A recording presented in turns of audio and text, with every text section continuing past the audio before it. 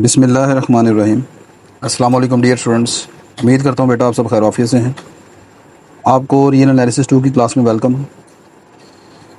हमारा चैप्टर चल रहा है जी फंक्शंस ऑफ बाउंडेड वेरिएशन का, और मैं लास्ट 3 लेक्चर से आपके साथ ऐसी एग्जांपल्स डिस्कस कर रहा हूँ जो कि फंक्शंस ऑफ बाउंडेड वेरिएशन नहीं बनती।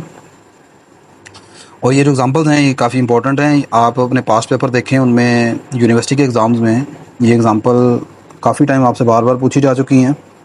आज के लेक्चर में मैं फिर एक एग्ज़ाम्पल आपके साथ शेयर करूंगा, और इस एग्ज़ाम्पल को मैं 2 अल्टरनेटिव मेथड से यहाँ पर डिस्कस करूंगा।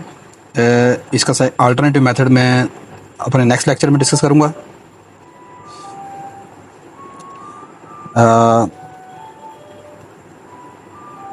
एक्चुअली यहाँ पर जो प्रॉब्लम स्टूडेंट्स को होती है वो ये होती है कि पार्टीशन जो है यहाँ पर जो हमने लेनी होती है उसके हवाले से सबसे ज़्यादा बड़ी प्रॉब्लम होती है। तो मैं यहाँ पर आपको बताऊँगा कि पार्टीशन एक्चुअली किस रूल के मुताबिक ली जाती हैं। और मेरे पास फंक्शन दिखा हुआ है f of x is equal to x cos pi x by two. मैंने इससे पहले एक एग्जांपल डिस्कस की थी, उसमें था x cos pi by two x. ये एक्स जो था डिनोमिनेटर में था। कहता है ये फंक्शन एफ ऑफ एक्स इसके बराबर है अगर आपका एक्स जो है वो 0 less than x less than equal to 1 है, और एफ ऑफ 0 पर जवाब इसका 0 है। और आप यहाँ पर भी पुट करके देख लें, एक्स जगह 0 पुट करेंगे ये आ जाएगा 0, और यहाँ पर एक्स जगह 0 पुट करेंगे ये बन जाएगा कोज 0 1 है, 1 इंटू 0 0 आ जाएगा। तो एफ 0 1 के बराबर है। आपने प्रूफ ये करना है कि F is not a function of bounded variation. F आपका फंक्शन ऑफ बाउंडेड वेरिएशन नहीं बनता। सेम टेक्निक इस्तेमाल करूँगा जो मैं अपने प्रीवियस लेक्चर में बता चुका हूँ। To show that function is not a function of bounded variation we will show that the total variation, किसी फंक्शन की जो टोटल वेरिएशन है फॉर अ पार्टीशन पी, वो आप जानते हैं इस तरह डिफाइन की जाती है। जौन सा इंटरवल है वो 0 से 1 लिख लिया, जो फंक्शन एफ है वो लिख लिया। सुप्रीमम ऑफ दी सम, ये जो सम है ये सम ऑफ वेरिएशन कहलाता है। ठीक है। अगर ये जो टोटल वेरिएशन है अगर ये फाइनाइट हो तो हम कहते हैं कि आपका फंक्शन जो है वो फंक्शन ऑफ बाउंडेड वेरिएशन है। ठीक है, अगर ये सम आपका फाइनाइट आ जाए। ठीक है, ये सॉरी जो टोटल वेरिएशन है वो फाइनाइट आ जाए। इसको मज़ीद आसान कर दे तो मैंने लिखा g for this it is enough to show that the sum of variation is finite. मतलब ये दिखाने के लिए कि आपका ये जो टोटल वेरिएशन है फाइनाइट है। ये टोटल वेरिएशन फाइनाइट कब होगा? जब ये अंदर वाला जो सम है ये फाइनाइट होगा, ये बाउंडेड होगा। तो मेरा टारगेट ये है, मैं सिर्फ ये सम निकालूंगा और आप यहाँ पर देखेंगे ये जो सम निकलेगा वो अनबाउंडेड है। ठीक है, वो फाइनाइट नहीं है। तो लिहाजा जब वो अनबाउंडेड होगा तो टोटल वेरिएशन फाइनाइट नहीं होगी। जब टोटल वेरिएशन फाइनाइट नहीं होगी तो हमारा जो फंक्शन एफ होगा वो फंक्शन ऑफ बाउंडेड वेरिएशन नहीं होगा। तो ये टेक्निक यहाँ पर हम इस्तेमाल करेंगे। तो यही मैंने बात लिखी है कि जो सम है मैंने अनबाउंडेड दिखाना है। ले जी, यहाँ पर मैंने जो पार्टीशन पी बनाई है, लेट कर लेते हैं पी जो मेरी पार्टीशन है 0 से 1 के दरमियान, be the partition of the interval 0 to 1 by dividing it into सब इंटरवल। मतलब किसको मैंने सब इंटरवल में चेंज डिवाइड कर दिया, इस क्लोज इंटरवल को, of equal length delta x is equal to 1 by n. यहाँ पर मैं थोड़ा सा आपको क्लियर कर दूँ कि मैंने यहाँ जो पार्टीशन पी आपकी बनाई है वो किस तरह बनाई है, वो भी देखना ज़रा। एक्चुअली यहाँ पर जो सिंपल सा फार्मूला मैंने इस्तेमाल किया है इक्वल लेंथ वाला, वो ये है कि मेरे पास क्लोज इंटरवल है 0 से 1। यहाँ पर पहला पॉइंट मैं ए कह देता हूँ, मेरा फाइनल पॉइंट बी है। यहाँ पर मैं डेल्टा एक्स निकाल लेता हूँ। डेल्टा एक्स का फार्मूला है बी माइनस ए ओवर जितने आपने सब इंटरवल में से डिवाइड करना है। अगर आप एन सब इंटरवल में डिवाइड करें तो एन पर डिवाइड करेंगे, अगर 2n सब इंटरवल में डिवाइड करना है तो 2n सब इंटरवल में डिवाइड करेंगे। यह आ जाएगा 1 माइनस 0 ओवर एन। तो डेल्टा एक्स मेरे पास आ गया 1 बाई एन। ठीक है, अब मुझे यहाँ पर मेरी पार्टीशन के पॉइंट्स चाहिए। तो पार्टीशन का पॉइंट है, पहला पॉइंट एक्स नोट जिसको हम ए कह देते हैं, अगला पॉइंट मेरा x1 है, फिर x2 है, फिर x3 है, अप टू सोन xn आ गया। ठीक है, याद रखें यहाँ पर पार्टीशन में जो टोटल पॉइंट होंगे वो n+1 होंगे। ठीक है, क्योंकि ये x नोट से स्टार्ट हो रहे हैं। ठीक है, अच्छा अब x1 कैसे निकालना है? x1 सिंपल वो मैंने आपको पहले भी बताया था, जो आपका अर्थमेटिक प्रोग्रेशन की टर्म होती है वो वाला फार्मूला लगाऊंगा, वो आएगा a प्लस डेल्टा एक्स। तो डेल्टा एक्स की वैल्यू लगा दें 1 ओवर एन। ए यहाँ पर 0 है तो ये आ गया 0 plus 1 by n, this is equal to 1 by n. ये आपका पहला पॉइंट आ गया पार्टीशन का। दूसरा x2 is equal to a plus 2 delta x आ जाएगा। तो ए फिर 0 है तो ये आ जाएगा 2 ओवर एन। अब ये तो हो गया पार्टीशन बनाने का तरीकाकार। अब अगली बात ये कि आप ये सोच रहे हैं कि यार यहाँ पर पार्टीशन को इसी तरह क्यों बनाया है, डेल्टा एक्स को एन सब इंटरवल में क्यों डिवाइड किया है। दूसरी बात ये है कि यहाँ पर इस ये पार्टीशन क्यों इस तरह, ये तो पता लग गया आपको बनाई कैसे है। अब ये सोचा कैसे है मैंने, वो मैं बताना चाह रहा हूँ आपको। एक्चुअली होता ये है कि आपने जो फंक्शन है ना, वो फंक्शन आपने देखना है कि आपका फंक्शन जो है वो है x cos pi x by to. ठीक है, आप देखें जब आप x यहाँ पर 0 पुट करते हैं तो आपके फंक्शन का आंसर यहाँ पर f ऑफ 0 पर 0 आता है। ठीक है, जब आप x यहाँ पर 1 पुट करते हैं, 0 से 1 पर है ना, तो f ऑफ 1 का आंसर क्या आएगा, वो भी यहाँ पर 1 आ जाएगा। ये आ जाएगा cos pi by two, cos pi by two भी 0 होता है। तो आपने ऐसी पार्टीशन बनानी है, पार्टीशन के पॉइंट ऐसे होने चाहिए। अब यहाँ पर देखें पार्टीशन के जो पॉइंट है वो पहले चेक करें किस तरह के बनते हैं। वो है ये 0 1 by n, 2 by n, 3 by n, 4 by n, up to so on n minus 1 by n, n over n that is 1। ये 0 और 1 के दरमियान पार्टीशन के पॉइंट ऐसे होने चाहिए कि जब इसमें n अप्रोच टू इन्फिनिटी किया जाए तो वो 0 को अप्रोच करना चाहिए, वो 0 को अप्रोच करना चाहिए। बात समझ आ रही कि नहीं आ रही। तो पार्टीशन असल में इस तरह की लेनी है कि आपका जो फंक्शन है ना उसको मुताबिक देखना पड़ता है ये, ठीक है, कि आपका फंक्शन जो है वो किस नंबर की तरफ अप्रोच कर रहा है। अब ये 0 की तरफ अप्रोच कर रहे हैं तो पार्टीशन के पॉइंट भी आपने कुछ ऐसे लेने हैं जो कि 0 की तरफ अप्रोच करते हो। आप कोई भी पार्टीशन वैसे ले सकते हैं 0 और 1 के दरमियान जितनी भी है, लेकिन हर पार्टीशन जो है वो यहाँ पर काम नहीं करेगी। उसके लिए आपका जो सम ऑफ वेरिएशन है वो कैलकुलेट करना थोड़ा मुश्किल हो जाता है। ठीक है, इसलिए सबसे इंपॉर्टेंट चीज़ ये है कि आप पार्टीशन जो है उसको कंसीडर करते हुए थोड़ा सा इन चीज़ों को समझें। नहीं जी, ये मैंने पार्टीशन बना ली है। आगे मैंने कहा रहा हूँ next we find the sum of variation. ये मेरे पास सम ऑफ वेरिएशन है, इसको मैंने ओपन कर दिया, के की जगह यहाँ पर 1 पुट कर दिया, के की जगह यहाँ पर 1 पुट किया तो 0 आ गया, के की जगह यहाँ पर 2 पुट किया तो f of x 2 minus f of x 1 आ गया। ये पॉइंट पुट करता गया, ये आखिरी पॉइंट पुट किया तो आ गया f of x n minus f of x n minus 1। ये तमाम के तमाम पॉइंट्स यहाँ पर मैंने मतलब सम ऑफ वेरिएशन ओपन कर दिया। अब मैंने लिखा put points x naught x one x two up to some x n in the function we have. अब आपने अपने एक्स नोट को एक्स वन को एक्स टू को इन में फंक्शन में पुट कर देना। तो यहाँ पर एक चीज़ मैं बताता चलूँ कि यहाँ पर जो x naught x one x two है ये कौन है। एक्चुअली हम ज़्यादातर एक करते हैं कि आपका ये जो पहला पॉइंट ये एक्स नोट है, अगला पॉइंट एक्स वन है, ये अगला पॉइंट एक्स टू है, ये फिर एक्स थ्री आपको समझिए। ये कुछ ज़रूरी नहीं कि एक्स नोट इसको कंसिडर करें, आप इधर से उल्टा भी चल सकते हैं। ये आएगा यहाँ पर n बाई एन 1 आएगा, इससे पिछला पॉइंट होगा 1 बाई 2, फिर 1 बाई 3। ठीक है, sorry n minus 1 by n, सही है। आगे इसी का अल्टरनेटिव मैं मैथड आपको बताऊँगा, उसमें आसानी के लिए मैं एक्स नोट इधर से कंसीडर करूँगा, उल्टा लेके चलूँगा। फिलहाल अभी देखें मैंने इसको एक्स नोट कंसीडर किया है, ये मेरा x1 है, ये मेरा x2 है, ये x3 है। ठीक है, अच्छा इन तमाम पॉइंट्स को हम यहाँ पर फंक्शंस में पुट कर देते हैं। तो अगला पेज देखते हैं।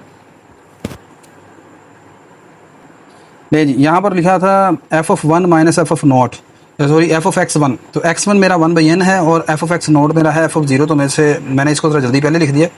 ये मतलब पॉइंट इधर आएगा, ये वाला एफ ऑफ 0 इधर आएगा, सेंटर में माइनस आ जाएगा। तो ये थोड़ा सा आप खुद कर लीजिएगा, ये मैंने इधर लिख दिया। अगला पॉइंट था मेरे पास x2 है 2 बाई एन, ये आ गया माइनस 1 बाई एन। ठीक है, ये पॉइंट्स फंक्शन में मैंने पुट कर दिए। अब इन पॉइंट्स को पुट करने के बाद फंक्शन की वैल्यू निकालते हैं। एफ ऑफ 0 पर फंक्शन का जवाब उसने खुद कहा 0 के बराबर है, 0 आ गया। एफ ऑफ 1 ओवर एन पर फंक्शन का जवाब ये है। ये कैसे आया है, यहाँ पर मैं एक मतलब आपको करके दिखाता हूँ। मेरे पास ये फंक्शन है x into cos pi x by 2। आपने एफ ऑफ 1 ओवर एन की वैल्यू निकालनी है। ठीक है, कैसे निकलेगी, एक्स की जगह 1 बाई एन पुट करेंगे, cos pi by 2 into x की जगह क्या पुट करेंगे 1 बाई एन। ठीक होगी बात, ये आ गया 1 by n cos pi by 2n। ठीक है, तो एफ ऑफ 1 ओवर एन पर आंसर आ गया 1 by n cos pi by 2n। आगे मुझे ज़रूरत होगी एफ ऑफ 2 ओवर एन की। तो एक्स की जगह दोबारा पुट कर देते हैं 2 by n cos pi by 2 into x. देखें ये जो अंदर वाला एंगल है इसको हम ऐसे सेपरेट कर सकते हैं, पाई बाय 2 इंटू एक्स। ठीक है ना, तो पाई बाय 2 आगे एक्स आ गया, एक्स की जगह आप 2 बाई एन पुट कर लेते हैं, ये आ गया 2 बाई एन। ये 2 को कैंसिल नहीं करना आपने, ये क्यों नहीं कैंसिल करना मैं बताता हूँ अभी आपको। ये एक सिमेट्रिक फार्मूला बन जाएगा आसानी से।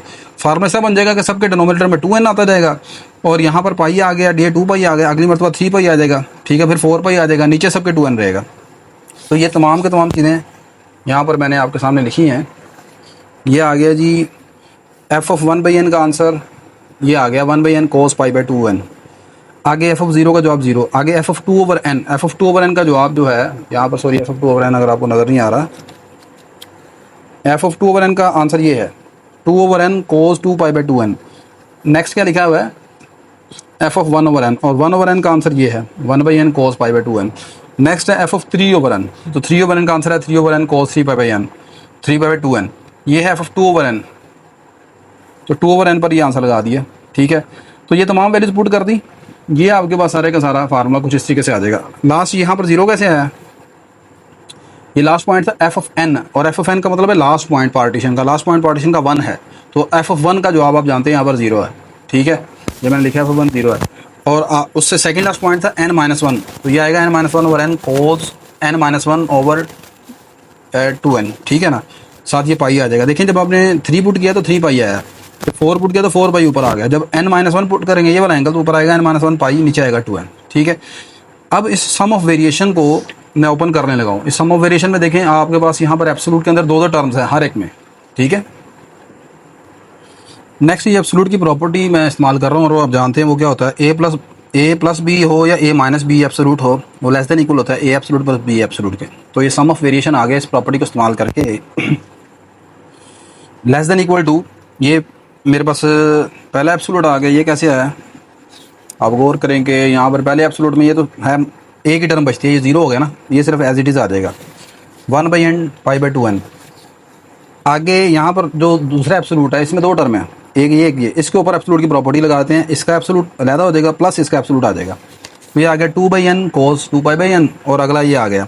इसी तरह ही फिर आपके पास ये जो तीसरा एब्सोल्यूट है इसमें भी दो टर्म है, तो पहली टर्म का एब्सोल्यूट आ जाएगा प्लस दूसरी टर्म का एब्सोल्यूट आ जाएगा, ये आपके पास आ गया। ठीक हो गए, अब उसके बाद ये प्रोसीजर चलता गया। अब आपके पास बची लास्ट टर्म, लास्ट टर्म में भी एक ही टर्म बचती है लास्ट एब्सोल्यूट में, ये 0 हो गया, ये ख़त्म हो गया, ये माइनस है, ये माइनस इस एब्सोल्यूट से ख़त्म हो जाएगा, ये सिर्फ ये टर्म रह जाएगी आपके पास, ये लिख दिया मैंने। अच्छा, अब आप गौर करेंगे जिस तरह पहले भी आपने एग्जांपल अगर देखने हैं तो हर एब्सोल्यूट हर टर्म जो है ना 2 टाइम होगी। ये देखें, ये 1/n cos π/2n यहाँ पर भी है, यहाँ पर भी है, ये 2/n यहाँ पर भी है, यहाँ पर भी है, ये 3/n यहाँ पर भी है, यहाँ पर भी है। ठीक है, हर टर्म दो मरतबा होगी, तो इन हर टर्म में से मैंने 2 कॉमन निकाल लिया और इसको ऐसे लिख दिया सारा, ये 2 कॉमन निकाल लिया और हर टर्म ऐसे लिख दी मैंने। सही है, और यहाँ पर भी लास्ट में एक बड़ी ब्रैकेट आ जाएगी। ठीक होगी बात ये। अच्छा, अब आगे मैंने क्या किया, अब यहाँ पर आप पहुँचने के बाद ना मज़ीद देखें, यहाँ पर ना अगर आप अपने बुक्स वगैरह में या नोट्स वगैरह में देखें तो यहाँ पर पहुँचने के बाद सिंपल लिख दिया जाता है the above series when n approaches to infinity, या above sum when n approaches to infinity is unbounded. Unbounded है, so the total variation is infinite. लेकिन वो चीज़ ठीक नहीं है। अगर आप कहीं पर यूट्यूब के लेक्चर वगैरह पर देखें तो उनमें भी समटाइम बिल्कुल ऐसे ही फॉलो किया हुआ है, ऐसी तरीक़ाकार है। मैंने इसको इस सम को समीशन की फॉर्म में लिखा और प्रॉपर एक सीरीज़ बनाई। कैसे बनाई मैं बता रहा हूँ कि अगर फ़र्ज़ करें क्वेश्चन लेंथी हो जाता है, आप भूल जाते हैं, तो फिर वो गुजारा किया जा सकता है कि आप ये कह सकते हैं कि when n approaches to infinity the above sum is unbounded hence the sum of variation is infinite, question ख़त्म हो गया। ठीक है, लेकिन मैं बता रहा हूँ कि उससे चांस है कि शायद आपके नंबर कट सकते हैं। इसको मैं क्लोज़ कर रहा हूँ समीशन फॉर्म में, और समीशन फॉर्म में कैसे कन्वर्ट किया है, यहाँ पर लिखा r=1 से n-1, ये 2 शुरू वाला बाहर आ गया। चलिए, मैं ये समीशन का बता रहा हूँ आपको कि आप गौर करें कि इसमें जो सी चीज़ फिक्स है जो चेंज नहीं हो रही। अच्छा, यहाँ पर एक और थोड़ी करेक्शन करें, यहाँ पर आएगा नीचे 2n, सबके नीचे 2n है। एक तो 2n सबके डिनोमिनेटर में वो फिक्स है। ठीक है, ऊपर जो चीज़ चेंज हो रही है वो पाई का कोफिशिएंट है, यहाँ पर 1 पाई है, ये 2 पाई है, 3 पाई है, n-1 पाई है, तो उसको जो चेंज हो रहा है उसको मैंने r लिख दिया। इसी तरह ही इन कोज के साथ जो बाहर नंबर लिखे हैं वो चेंज हो रहे हैं, 1/n, 2/n, 3/n, 4/n, तो उसकी जगह r लिख दिया। जबकि डिनोमिनेटर वाला जो है ना वो फिक्स है। क्लियर होगी बात कि नहीं? अच्छा, तो जो चीज़ चेंज हो रही है उसको वेरिएबल r से डिनोट कर लिया, जो फिक्स है उसको n ही रहने दिया। सही है। अब अगली बात ये है कि r=1 से स्टार्ट करके n-1 तक ही क्यों लेके जाना है। पहली बात, r=1 से स्टार्ट करना का वो तो आपको समझ आ रही है कि जब आप यहाँ पर r की जगह 1 पुट करेंगे पहली टर्म आ जाएगी, r की जगह 2 पुट करेंगे सेकंड टर्म आ जाएगी। n-1 तक ही क्यों गया हूँ, तो उसकी एक रीज़न तो ये है कि जब आप यहाँ पर n-1 पुट करेंगे तो आपकी लास्ट टर्म बन जाएगी। पुट करके देख लें, r की जगह यहाँ पर n-1 है तो ये पुट करें यहाँ पर तो n-1 आएगा, यहाँ पर भी r की जगह n-1 पुट करेंगे तो लास्ट टर्म आ जाएगी। ठीक है, तो फर्स्ट टर्म में यहाँ पर 1 और लास्ट टर्म में ये तो होगी सिंपल एक रीज़न। असल में n-1 तक जाने की वजह ये भी है कि मैंने आपको बताया कि यहाँ पर मैंने जो सम ऑफ वेरिएशन लिया था, जब उसमें ये जो सम ऑफ वेरिएशन लिया है, इसमें जो पार्टीशन की है, पार्टीशन में मैं शुरू में आपको बता के आया हूँ कि उस पार्टीशन में टोटल n+1 पॉइंट थे, ऐसे ही था ना। तो उन n+1 पॉइंट में से हुआ क्या है, f(0) पर भी आंसर 0 है और f(1) पर भी आंसर 1 है, यानी दो टर्मों पर आंसर 0 है, तो दो टर्म बीच में से कैंसिल होगी। तो मुझे बताएं टोटल अगर पॉइंट n+1 हो, उनमें से 2 निकाल दें तो बाकी कितने पॉइंट बचते हैं, n-1 पॉइंट बचते हैं। बात समझ आई कि नहीं? इसलिए आपका सम जो है वो n-1 टर्मों का है ये टोटल, सही है। अदरवाइज जैसे आपको समझ आ गई है। अब मेरे पास ये जो सीरीज़ बनी है, मैंने इसको चेक करना है कि वेदर इट कन्वर्जेस और डाइवर्जेस, ठीक है ना। नहीं जी, अभी तक हम इस नतीजे पर पहुंच चुके हैं कि हमारा जो सम ऑफ वेरिएशन है वो अभी इससे लेस देन इक्वल टू आ गया 2 टाइम ये सारा जो अभी हमने सम बनाया। अब आगे मैंने लिखा है further as cos r π/2 and oscillates between -1 and +1। अब ये कुछ वर्डिंग हैं, इनको भी याद रखा करें, ठीक है। आप माशाल्लाह बड़े हो गए हैं अब। ऑस्किलेट का मतलब क्या होता है? ऑस्किलेट सिंपल मीन के आप जानते हैं कि कोस के जो आंसर है वो -1 और +1 के दरमियान लाई करते हैं, तो ये तरह थोड़ी सा टेक्निकल वर्ड है, ठीक है।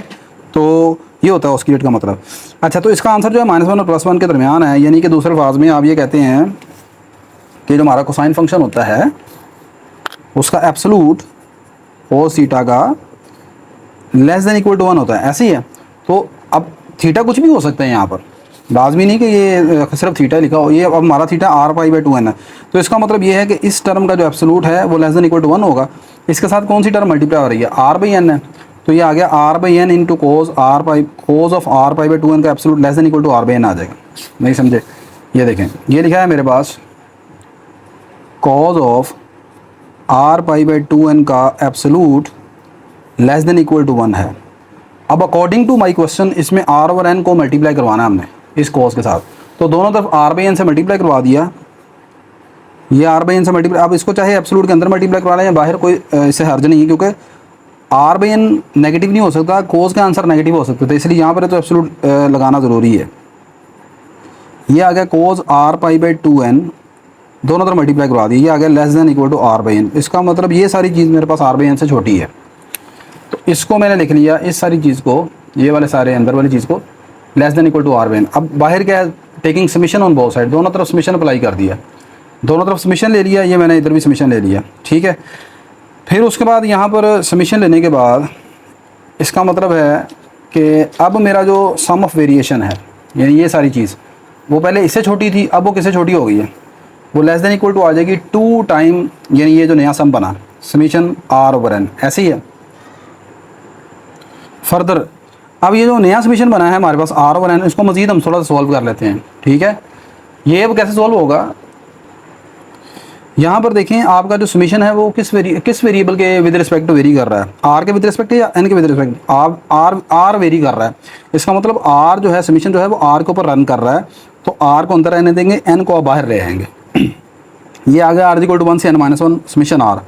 अब इसका मुझे समीशन चाहिए, आप इसको ओपन करके देखें, ये आपके पास बनता है, मैंने लिखा है by using formula of sum of first n natural numbers. Sum of first n natural number का सम क्या होता है, इसको ज़रा ओपन तो करें ज़रा इस समीशन को। ये जो समीशन आप ओपन करेंगे तो ये कुछ इस तरीके से बन जाएगा, 1 + 2 + 3 अप टू सोन, आखिरी टर्म कितनी है, n-1। आप जानते हैं कि अगर आखिरी टर्म n हो, 1 + 2 + 3 अप टू सोन n हो, तो इसका जो सम का फार्मूला होता है वो होता है n × n+1/2, ठीक है, जानते हैं ना। लेकिन यहाँ पर मेरे पास आखिरी टर्म n-1 है, तो अब आप ऐसे करेंगे, n की जगह n-1 लिख देते हैं, इधर भी यहाँ भी /2 आ गया, ये 1 से कट गया, तो इसका मतलब जो मेरे पास ये वाली सीरीज़ बनी है इसका आंसर आएगा n-1/2। क्लियर होगी बात कि नहीं? तो ये जो समीशन r है ये सारा इसके बराबर है, n-1 × n/2, ये साथ 2/n वैसे लिख लिया, ये 2 और ये 2 कट गया, n से कट गया, बाकी n-1 रह गया। नहीं, जिसका मतलब ये जो मेरा सारा सम है, ये जो राइट साइड है, ये सारी n-1 के बराबर आ गई, बस बात खत्म हो गई। So the last expression becomes, हमारा सम ऑफ वेरिएशन ये सारा किससे छोटा आ गया, less than equal to n-1। देखें बात कहाँ से शुरू हुई थी, ये मेरा सम ऑफ वेरिएशन निकला था इससे छोटा, आगे ये मज़ीद चीज़ सोल्व की, वो इससे लेस देन इक्वल टू हो गई, ये इससे। अब मज़ीद इसको दोबारा सोल्व किया राइट साइड को, तो ये n-1 के बराबर आ गई, इसका मतलब मेरा सम ऑफ वेरिएशन n-1 से छोटा आ गया। अब आप मुझे बताएं, यहाँ पर अगर आप n अप्रोच टू इन्फिनिटी दोनों तरफ लिमिट ले लें, तो यहाँ पर इन्फिनिटी पुट करें, इन्फिनिटी माइनस वन इन्फिनिटी, तो इसका मतलब क्या है कि आपका सम ऑफ वेरिएशन जो है वो अनबाउंडेड है, वो फाइनाइट नहीं है।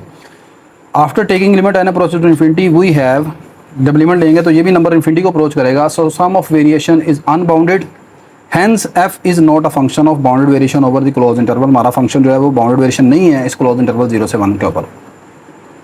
तो आई होप कि आपको कुछ चीज़ों की समझ आई होगी। तो यहाँ पर थोड़ा सा ये मैंने डिटेल से आपको कंसेप्ट के साथ बताया है।